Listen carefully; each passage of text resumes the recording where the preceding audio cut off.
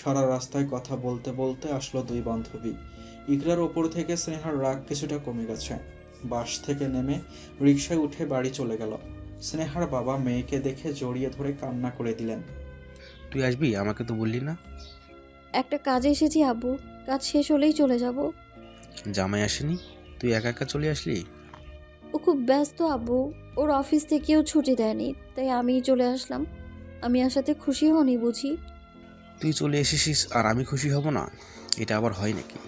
তবু জামাই আসলে আরও ভালো লাগতো। সেই যে বিয়ে করে গেল আর তো আসেনি। সময় পেলে আসবে আব্বু, মন খারাপ করো না। ওই দিন ছেলেটা এভাবে এগিয়ে না আসলে আমি হয়তো মরেই যেতাম। এইসবের পেছনে তো ওরই হাত, নিজে সমস্যায় ফেলে আবার উদ্ধার করতে এসেছিল। কী রে, কী ভাবছিস? কিছু না আব্বু। যা, ফ্রেশ হয়ে আয় তাড়াতাড়ি, একসাথে ডিনার করব। অনেক কথা বলবো আজকে। আচ্ছা আসছি। তারপর স্নেহার রুমে গিয়ে ফ্রেশ হয়ে খাবার টেবিলে চলে আসলো। তা কদিন থাকবি তো নাকি? না আব্বু, কালকেই চলে যাব। সে কি, কেন? ও চায় আমি কালকেই চলে যাই, তাই আর কি। আচ্ছা, কি এমন জরুরি কাজে আসলি বললি না তো? আসলে আব্বু, আসলে কি বল। আমি ইকরার বিয়ে নিয়ে কিছু কথা বলতে এসেছি খালামণির সাথে। খুলে বল। আব্বু, রুদ্রের একটা বন্ধু আছে, নাম সাইফ। ও হ্যাঁ, তোদের বিয়ের দিন দেখেছিলাম, কিন্তু কথা বলতে পারিনি। এসে আবার চলে গিয়েছিল। তা এই ছেলে আবার কি করেছে শুনি?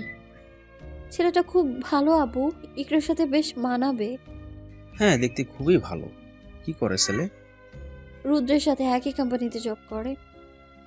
খুব ভালো। আর সবচেয়ে বেশি খুশির কথা হলো ঢাকায় ওদের দুজনের ফ্ল্যাট একটাই, ওদের নিজের বাড়ি কোথায়? রাঙামাটির ওইদিকে। ও খুবই ভালো পরিবারের ছেলে। বুঝেছি। তুমি তো জানোই আমি আর ইকরা একসাথে থাকলে কতটা ভালো থাকতে পারবো। আমরা সবসময় একসাথেই থাকতে চেয়েছি। ছেলে ভালো হলে তোর খালামণিকে বলে দেখ, ওরা কি বলে। কালকেই বলবো। ওরা রাজি হলে জামাইকে আসতে বলিস কালকে। কেন আব্বু? আসলে খুব খুশি হব আমি। আচ্ছা, আমি ওকে বলে দিব। তারপর বাবা মেয়ে আরও কিছু কথা বলে যে যার মতো ঘুমাতে চলে গেল। স্নেহার রুমে ঢুকেই দেখে ফোনটা বেজে চলছে। ফোনটা হাতে নিতেই দেখে রুদ্র ফোন করেছে। ফোনটা ধরতে ইচ্ছে করছে না, তারপরেও ধরল। হ্যালো। কি ব্যাপার, কখন থেকে ফোন করছে? এতক্ষণ লাগে ফোন তুলতে?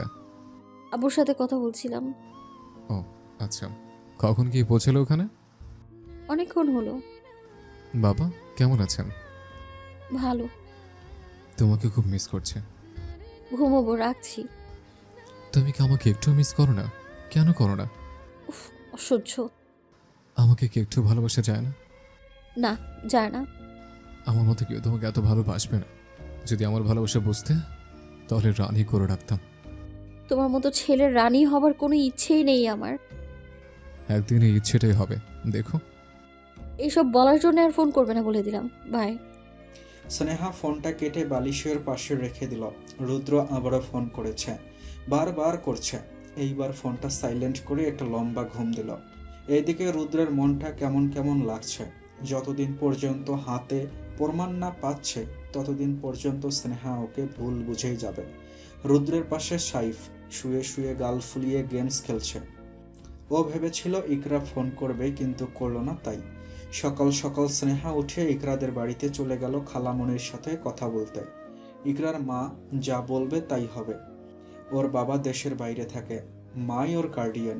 স্নেহা ইকরার মাকে সব বুঝিয়ে বলল। ওদের বুঝতে দিল না ইকরার সাইফের কোনো সম্পর্ক আছে। খালামণি, তুমি তো জানো আমি কখনো ইকরার খারাপ চাইবো না। এখন তুমি কি চাও না আমাকে বলো তো একটু। আমি জানি তুই ইকরার খারাপ চাইবি না কখনো। তুই ইকরাকে খুব ভালোবাসিস। আমি তোকে ইকরার চেয়েও বেশি বিশ্বাস করি। আমরা ওখানে একসাথেই থাকবো। তুই ইকরা একসাথে থাকলে আমিও চিন্তামুক্ত হই। মেয়েটা আমার এখনও পিচ্চিটাই রয়ে গেছে, কিন্তু এই পিচ্চিটার যে অবস্থা, তাতে যেভাবেই হোক বিয়ে দিতে হবে।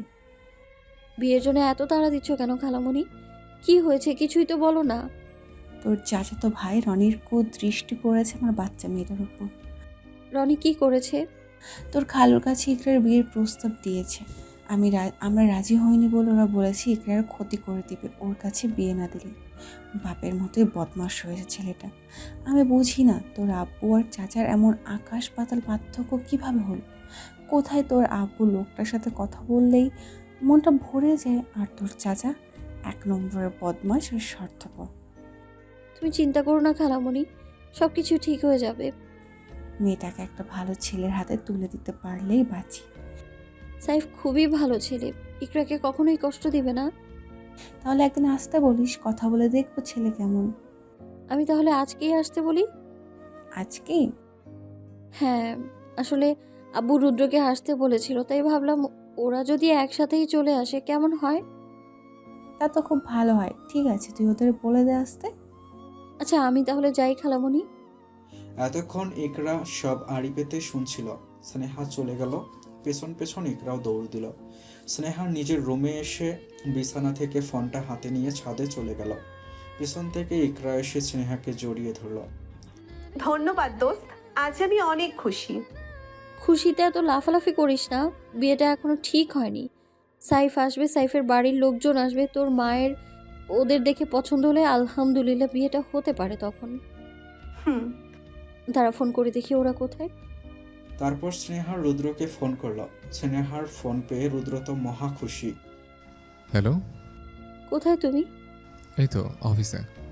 সাইফ কোথায়? আমার সাথে। কেন বলো তো?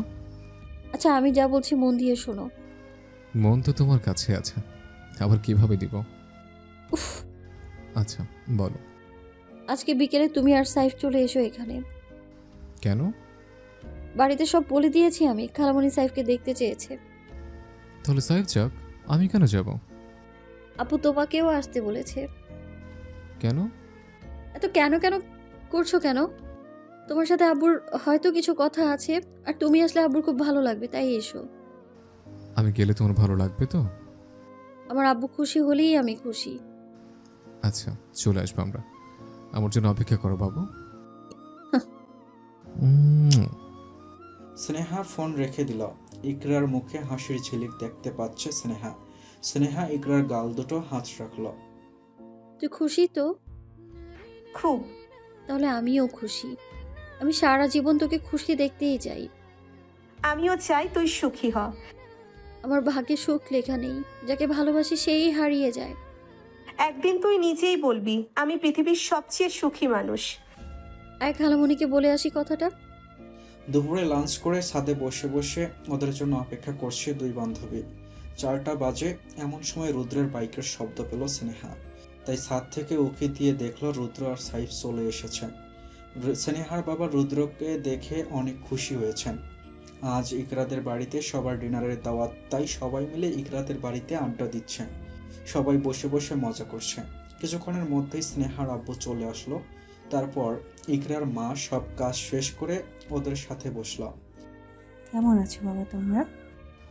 জি আলহামদুলিল্লাহ খালামণি, ভালো আছে। আপনি? আমিও ভালো আছি।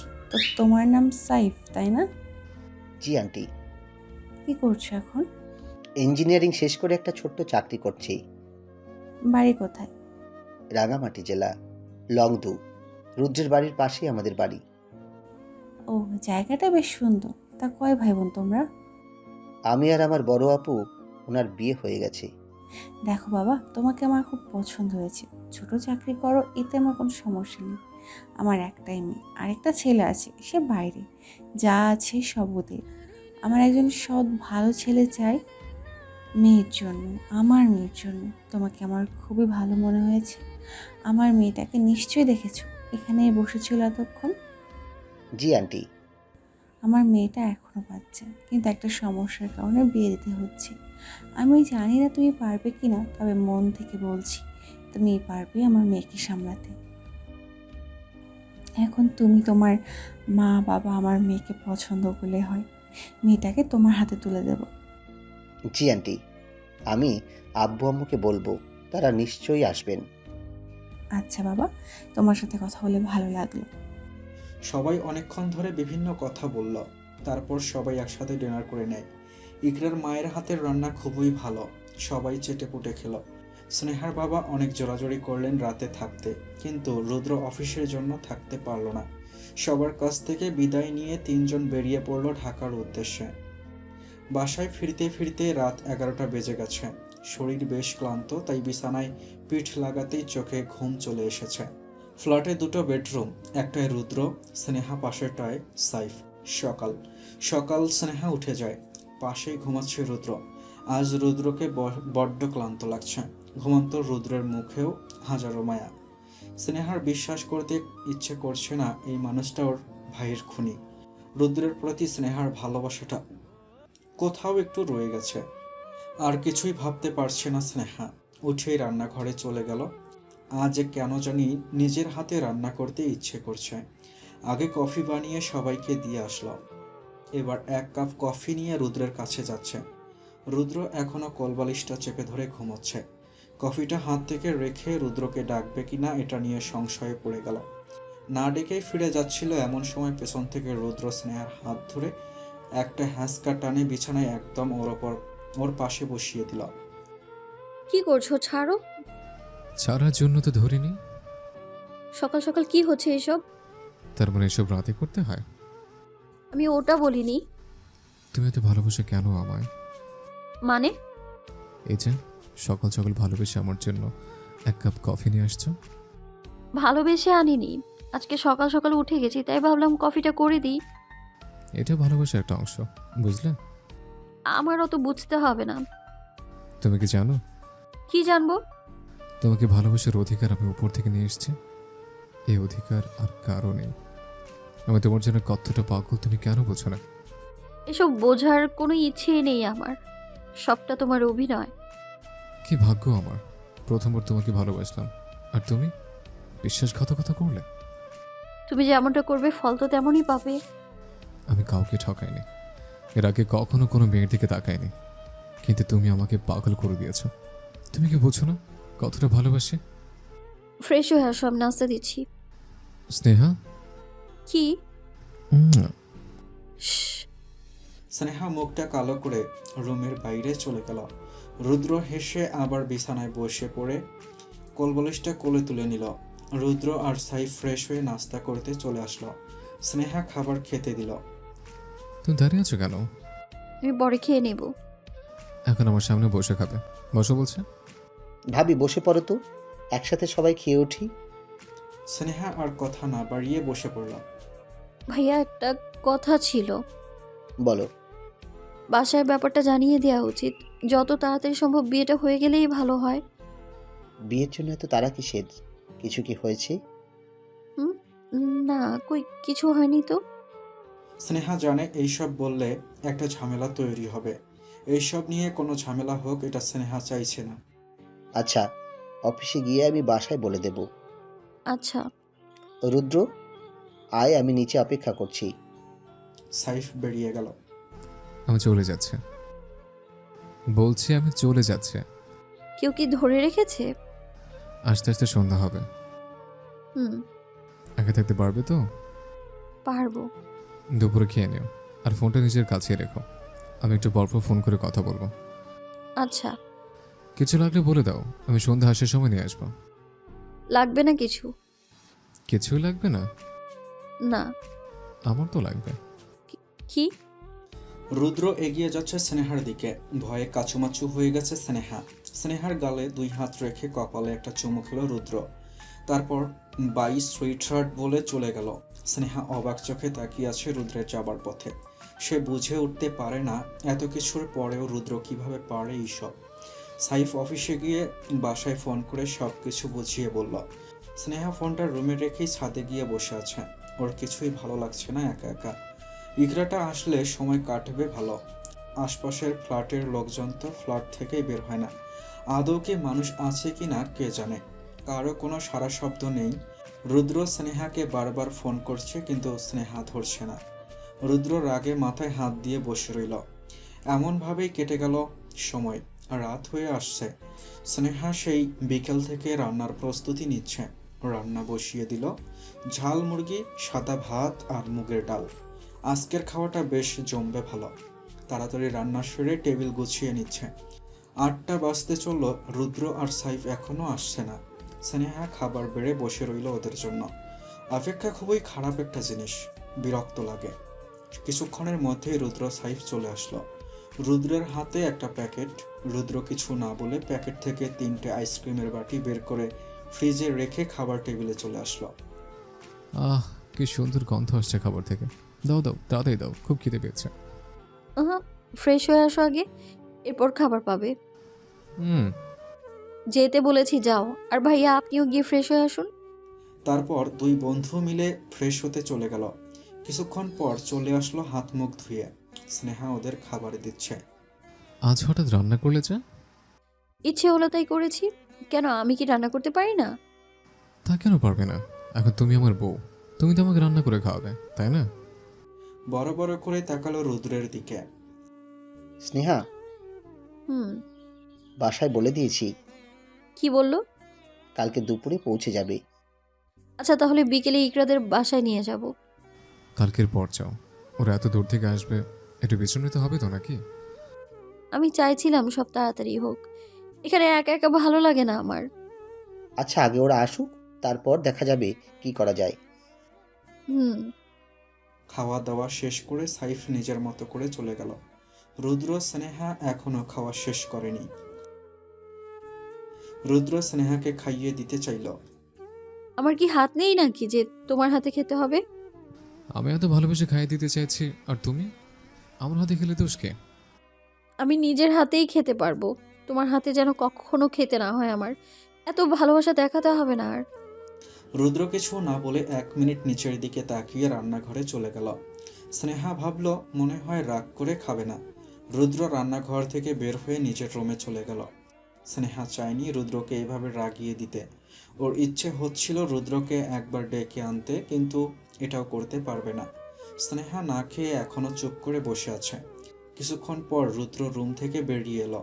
কিছু না বলেই স্নেহাকে টানতে টানতে রান্নাঘরে নিয়ে গেল। স্নেহা বুঝতে পারছে না এইসব কি হচ্ছে। রুদ্র এক হাত স্নেহার হাতে রেখে অন্যটি ওর গালে রাখলো। ভালোবাসি তোকে, এটা প্রমাণ বারবার কেন দিতে হয়? রুদ্র কথাটা বলেই স্নেহার অন্য হাত চুলায় বসানো গরম পানির পাতিলে চেপে ধরল। স্নেহা চিৎকার করে উঠল আর্তনাদে। হাত তুলে রুদ্র বরফ লাগিয়ে দিয়ে লাগালো। তুমি আসলেই একটা অমানুষ, জানোয়ারও এর চেয়ে ভালো হয়। জানি এটা। এই মুখে আমাকে ভালোবাসার কথা বলতে লজ্জা করে না? ছি। আমার কথা শুনলে এমন হতো না, এবার থেকে আমার কথা না শুনলে এর চেয়েও বেশি খারাপ হবে। আমাকে কি তোমার দাসী করে রাখতে চাইছো? বউ কি কখনো দাসী হয়? তুমি যদি মনে করো বউ দাসী, তাহলে তোমাকে আমি দাসী করেই রাখতে চাই। রুদ্র স্নেহার হাতে ঔষধ লাগিয়ে দিচ্ছে। ছাড়ো, তুমি আমার সামনে থেকে যাও, তোমাকে আমার দেখতে ইচ্ছে করছে না। তোমাকে না খাইয়ে আমি কোথাও যাব না। খাবো না আমি, খিদে নেই আমার। রাগ তুলবা না প্লিজ। স্নেহা এখনো কেঁদে যাচ্ছে। খাবো না বললাম তো। এখন কিন্তু মুখ বন্ধ করে দেবার ব্যবস্থা করতে হবে। ভয়ে ঢোক গিলল স্নেহা। রুদ্র উঠে গিয়ে টেবিল থেকে খাবার প্লেট নিয়ে রান্নাঘরে চলে এলো। স্নেহা খেতে চাইছে না, বা হাত দিয়ে বারবার বাধা দিচ্ছে। এবার কিন্তু এই হাতের অবস্থা আরো খারাপ করে দিব। স্নেহা জানে রুদ্র এটাও পারবে। রাগলে ওর মাথা কাজ করে না, কি করেছে নিজেও জানে না, পরে কষ্ট পায়। তাই স্নেহা আর বাধা না দিয়ে চুপচাপ খেয়ে নিল। রুদ্র স্নেহাকে খাইয়ে দিয়ে নিজেও খেয়ে নিল। এখনো চলছে? হুম। কতটা? অনেকটা। ভালো হয়ে যাবে। জুতা মেরে গরু দান? কি বললে? কিছু না। রুদ্র আর কিছু না বলে ফ্রিজ থেকে আইসক্রিম এনে দিল স্নেহাকে। খেয়ে রুমে আসো, আমি শুয়ে পড়ছি। খাবো না আমি।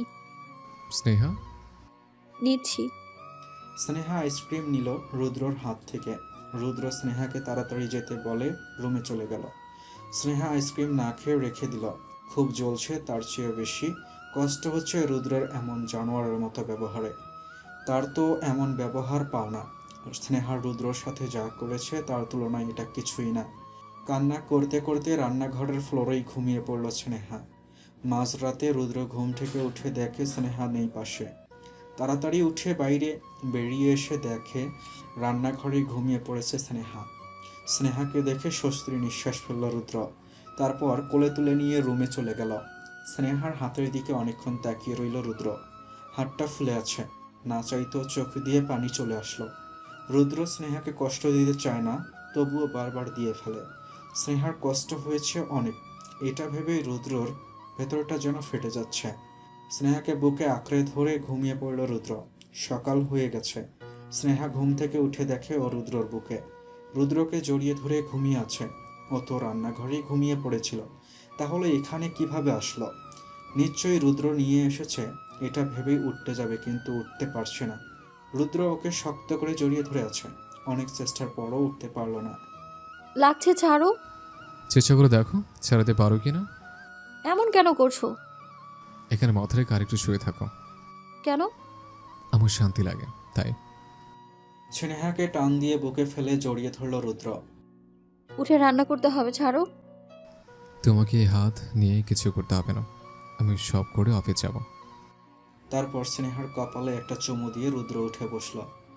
তোমাকে আজকে কিচ্ছু করতে হবে না, মনে থাকবে। হুম। তুমি ফ্রেশ হয়ে আসো, আমি কফি নিয়ে আসছি। হুম। স্নেহা বাম হাতে কষ্ট করে ফ্রেশ হয়ে আসতেই দেখে রুদ্র কফি নিয়ে দাঁড়িয়ে আছে। এটা খেয়ে নাও, আমি রান্না বসিয়ে দিচ্ছি। তোমাকে খাইয়ে পরে বের হব। আমি একাই খেয়ে নিতে পারবো। আমি খাইয়ে দিয়ে যাব, বললাম তো, শোনোনি? আচ্ছা। স্নেহা একে একে রুমে বসে আছে। আজ রুদ্র আর সাইফ দুজনে মিলে রান্না করছে। দুপুরে সাইফের মা বাবা দুজন চলে আসবে, তাই রান্না করে দিয়ে যাবে। স্নেহা একা হাতে এইসব করতে পারবে না। রান্না শেষ হয়ে গেছে। রুদ্র স্নেহাকে খাইয়ে চুল আশ্রয় সুন্দর করে বেঁধে দিল। স্নেহা রুদ্রকে যত দেখছে ততই অবাক হচ্ছে। রাতে এক রূপ, সকালে এক রূপ। রুদ্র সাইফ বেরিয়ে গেল অফিসের উদ্দেশ্যে। স্নেহা ব্যালকনিতে দাঁড়িয়ে আছে। অনেকক্ষণ পর কলিং বেল বেজে উঠল। স্নেহা দৌড়ে গিয়ে দরজা খুলে দিল। সাইফের মা বাবা এসেছে। স্নেহা ওদের দেখেই সালাম করলো। তুমি বুঝি আমাদের রুদ্রের বউ? জি আন্টি, আপনারা কেমন আছেন? এই তো ভালো। তোমার হাতে এটা কি হয়েছে? চা করতে গিয়ে গরম চা পড়েছে। সাবধানে কাজ করবে সব সময়। জি আন্টি। তুমি দেখতে বেশ মিষ্টি। তোমার শাশুড়ি তো তোমাকে দেখার জন্য পাগল হয়ে আছে। শুনলাম যে মেয়েকে দেখতে এসেছে, সে নাকি তোমার বন্ধু। হ্যাঁ আন্টি, আমরা ছোট থেকে একসাথে বড় হয়েছি, লেখাপড়া করেছি। বুঝেছি। তা আমরা মেয়েকে দেখতে যাব কখন? যখন আপনারা চাইবেন। আমার তো এক্ষুনি আমার বৌমাকে দেখতে ইচ্ছে করছে। আচ্ছা আন্টি, আগে ফ্রেশ হয়ে লাঞ্চ করে নিন। আপনার ছেলে নিজের হাতে রান্না করেছে। আমরা বিকেলে ইকরাকে দেখতে যাব। আমার ছেলে রান্না করছে? হ্যাঁ আন্টি, আসলে আমার হাতটা পুড়ে যাওয়াতে ওরা রান্না করে রেখে গেছে আপনাদের জন্য। সাইফের মায়ের চোখের কোণে পানি চলে আসলো। আপনি কান্না কেন করছেন আন্টি? সুখে কান্না চলে আসলো রে মা। আমার সাহেব রান্না করছে, আর হয় নাকি এখন চাকরি করে। হ্যাঁ আন্টি, রুদ্র সাইফ একসাথেই চাকরি করে। কিভাবে সম্ভব হলো এসব? আমার বকাটে ছেলেটা আজ মানুষের মতো মানুষ হতে যাচ্ছে। সবই ইকরার জন্য হয়েছে আন্টি। আপনি ওকে দেখলেই বুঝবেন কেমন মেয়েটা। আমি তো না দেখেই বলে দিতে পারি এই মেয়ে আমার ছেলের বউ হবে, যে আমার ছেলেটাকে ভালো পথে আনবে, আগলে রাখবে নিজের কাছে। আচ্ছা আন্টি, আমি খাবার দিচ্ছি, আপনারা বসুন। ওরা কখন আসবে? আমি মেসেজ করে দিচ্ছি তাড়াতাড়ি চলে আসতে। ওরা আসুক, পরে একসাথে খেয়ে নিব। আপনারা এতটা পথ জার্নি করে এসেছেন, খেয়ে একটু রেস্ট নিন। আচ্ছা। ওদের খাওয়া দাওয়া শেষ হলো। স্নেহা বসে বসে সাইফের মায়ের কাছ থেকে শ্বশুর বাড়ির গল্প শুনতে লাগলো। স্নেহা, রুদ্র, সাইফের মা বাবা সবাই মিলে বসে আছে ইকরাদের বাসায়। কথা বলতে বলতে ইকরার মা আর সাইফের মায়ের মধ্যে অনেক ভাব হয়ে গেছে। ইকরাকে দেখে ওরা খুব পছন্দ করেছেন। যত তাড়াতাড়ি সম্ভব ওরা চায় এই বিয়েটা হোক। ওদের সাথে স্নেহার আব্বুও বসে আছে। সবাই মিলে একসাথে কথা বলা বলি করছে। সব কিছু ঠিক হলো। ওদের বিয়েটা সামনের শুক্রবার হবে। আর মাত্র 3 দিন আছে। সবাই খুশি হলো, তাই মিষ্টি মুখ করছে। ইকরার মা খুব টেনশন করছে, যদি কোনো গন্ডগোল লেগে যায় কি হবে। আমি একটা কথা বলতে চাই। জি বিআই মশাই, বলেন কি বলতে চান? এই বিয়েতে রুদ্রের পরিবারের লোকজন আসবে তো? হ্যাঁ অবশ্যই আসবে। আমরা তো আজকেই নিতে আসতে চেয়েছিলাম, কিন্তু আপা বলল বিয়ে ঠিক হলেই আসবে। আমি একটু বিআই বিআইনের সাথে কথা বলতে চাইছিলাম। জি বাবা, আমি আম্মুকে ফোন করেছি, কথা বলে নিন। আচ্ছা। তারপর রুদ্র বাসায় ফোন করলো। টু টু টু ফোন বাজছে। কিছুক্ষণ পর রুদ্রর মা ফোন ধরল। হ্যালো। হ্যাঁ মা, স্নেহার আপু তোমার সাথে কিছু কথা বলতে চায়। আচ্ছা, ওনাকে দে। আসসালামু আলাইকুম বিয়ান, কেমন আছেন? ওয়ালাইকুম আসসালাম। আলহামদুলিল্লাহ ভাইজান, খুব ভালো। আপনি কেমন আছেন? আলহামদুলিল্লাহ বিয়ান, আপনার সাথে কিছু কথা ছিল। হ্যাঁ বলুন। আপনারা তো জানেনই কোন অবস্থায় আমার মেয়েকে আপনার ছেলে বিয়ে করেছে। হ্যাঁ ভাইজান, আমরা সবই জানি। এটা নিয়ে আমাদের কোনো সমস্যা নেই। আসলে আমি বলতে চাইছিলাম, আপনাদের তো একটাই ছেলে, ছেলের বিয়ে নিয়ে হয়তো পরিকল্পনা ছিল, একমাত্র ছেলের বিয়ে এভাবে হোক তা কেউ চাইবে না। পরিকল্পনা তো ছিলই, কিন্তু ভাগ্যে যা থাকে তাই মেনে নেওয়া উচিত। ভাগ্য তো কেউ চাইলেই বদলাতে পারে না। আমি চাই না আমার মেয়ের জন্য আপনার ইচ্ছে আনন্দ মাটি হয়ে যাক। যা হয়ে গেছে তা তো গেছেই। আমি চাই ওদের আবার আয়োজন করে বিয়ে হোক, সবার দোয়া নিয়ে, যেন ওরা নতুন জীবন শুরু করতে পারে। আপনি আমার মনের কথাটা বলে দিয়েছেন ভাইজান। আমিও এটা বলতে চেয়েছিলাম, কিন্তু আপনি কী ভাববেন এটা ভেবে আর বলা হয়ে ওঠেনি। বাহ, তাহলে তো হয়েই গেল। একই সাথে আমাদের দুই মেয়েকে আপনাদের দুই ছেলের হাতে তুলে দেব। তাই হোক তাহলে। বিয়ে মশাই রাজি হবে তো? হ্যাঁ হ্যাঁ, আমি বললে উনি আর কথা ফেলতে পারবে না। তাহলে শুভ কাজে দেরি কিসে? আগামী শুক্রবার ইকরা আর সাইফের সাথে স্নেহা আর রুদ্রের বিয়েটাও হয়ে যাক। আলহামদুলিল্লাহ, আমিও এটাই চেয়েছিলাম। নিজের ছেলের বউকে নিজের মতো করে সাজিয়ে ঘরে তুলব। আমরা কালকেই রওনা দিচ্ছি ভাইজান। ঢাকায় পৌঁছে সব কথা হবে। আচ্ছা। অনেকক্ষণ ধরে ওদের কথোপকথন চলতে লাগলো। কথা শেষ করে সবার দিকে তাকিয়ে মুচকি হাসলো স্নেহার আব্বু। স্নেহার আব্বুর এমন প্রস্তাবে সবাই খুব খুশি হলো। আবার নতুন করে বিয়ের কথা শুনে রুদ্রর মনে লাড্ডু ফুটল। স্নেহা মুখ কালো করে বসে আছে। আব্বু এইসবের আবার কি দরকার? বাদ দাও না প্লিজ। এইসবের খুব দরকার আছে মা। আমার মেয়েটা এমনি এমনি শ্বশুরবাড়ি চলে যাবে, আমি বেঁচে থাকতে এই হবে না। আমার মেয়েটার বিয়ে হবে অন্য 4-5টা মেয়ের মতো।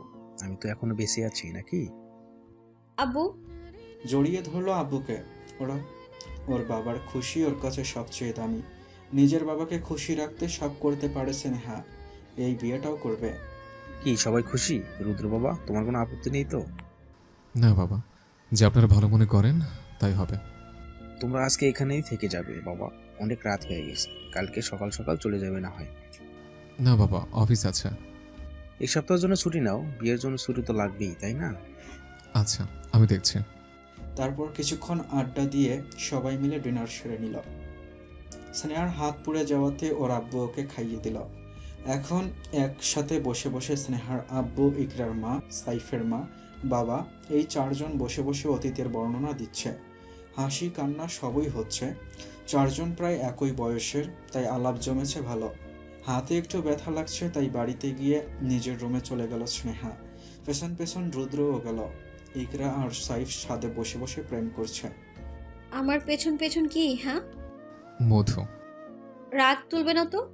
তোমার জন্য আমাকে এই কষ্ট পেতে হচ্ছে। তুমি আসলেই একটা কি জানোয়ার। জানি সেটা, এসব কথা রাখো এখন। আসল কথা বলে, কি কথা? এই বিয়েতে তুমি কোনো ঝামেলা করতে পারবে না। আমার মায়ের সাথে মেয়ের মতো আচরণ করবে। ওদের বুঝতে দিবে না তোমার আমার শত্রুতার কথা। মনে থাকবে? কি বললাম শুনতে পাওনি? একটা কথা কান খুলে শুনে রাখো স্নেহা। যদি আমার পরিবারে কেউ তোমার জন্য কষ্ট পায়, তাহলে তোমার 14 গোষ্ঠীর এমন অবস্থা করব তুমি ভাবতেও পারবে না। রুদ্রের দিকে বড় বড় চোখ করে তাকালো স্নেহা। তুমি তো জানো আমি যা বলি সেটাই করে ছাড়ি। আশা করি বুঝতে পেরেছো সবটা। হুম। গুড গার্ল, তুমি শুয়ে পড়ো, আমি আম্মুর সাথে কথা বলে চলে আসছি। স্নেহা শুয়ে পড়ল, আর রুদ্র ফোন হাতে নিয়ে স্নেহাদের ছাদের দিকে উঠে যাচ্ছে। স্নেহাদের ছাদের পাশেই ইকরাদের ছাদ। সেখানে এখন ইকরা আর সাইফ প্রেম করছে এক কোণে বসে বসে। কি করছো এইসব? ছাড়ো, নয়তো কেউ দেখে ফেলবে। একটা প্লিজ, শুধু একটা চুমু খাবো, বেশি না। একটাও না। বিয়ের তো আর মাত্র 3টে দিন বাকি আছে, তারপর সবই তোমার। যত পারো চুমু খেও। আহা, আচ্ছা, বিয়ের পর তুমি এমন বাচ্চা বাচ্চা থাকবে তো? এমন দুষ্টু মিষ্টি বাবুটা। আমাকে বাবু বলবে না, বাবু বললে বিয়ে হবে না। উলে বাবা, কি রাগ। আচ্ছা, আর বলবো না, তোমাকে রাখলে অনেক সুইট লাগে। ইচ্ছে করে আদর করে দিই। সাইফ ইকরার একদম কাছে চলে আসছে। চুমুটা মনে হয় এক্ষুনি দিয়ে ফেলবে। এমন সময় কেউ ওদের ওপর লাইটের আলো ফেলল। কে রে এখানে? আমি কিছু দেখি নাই, বিশ্বাস করো। তুই এখানে কেন? মার সাথে কথা বলতে এসেছিলাম, এসে দেখি এই অবস্থা। অন্যখানে যা শালা, মুডটাই নষ্ট করে দিলি। আমি কি জানতাম নাকি তোরা এখানে? যা তো ভাই যা, একটু শান্তিতে প্রেম করতে দে। যাচ্ছে, তোমাদের প্রেম দেখার সময় নেই, আমার নিজেরটাই আছে, একদম রেজিস্ট্রি করা, বুঝলি? রুদ্রের কথায় রাগে গজগজ করতে লাগলো সাইফ। রুদ্র দুষ্টু একটা হাসি দিয়ে নিচে নেমে গেল। তুই কি একটা চুমু দিতে দিবি না? বন্ধুর রাগ আমার উপর দেখাচ্ছ কেন? দেও না, রাগটা কমে যাক।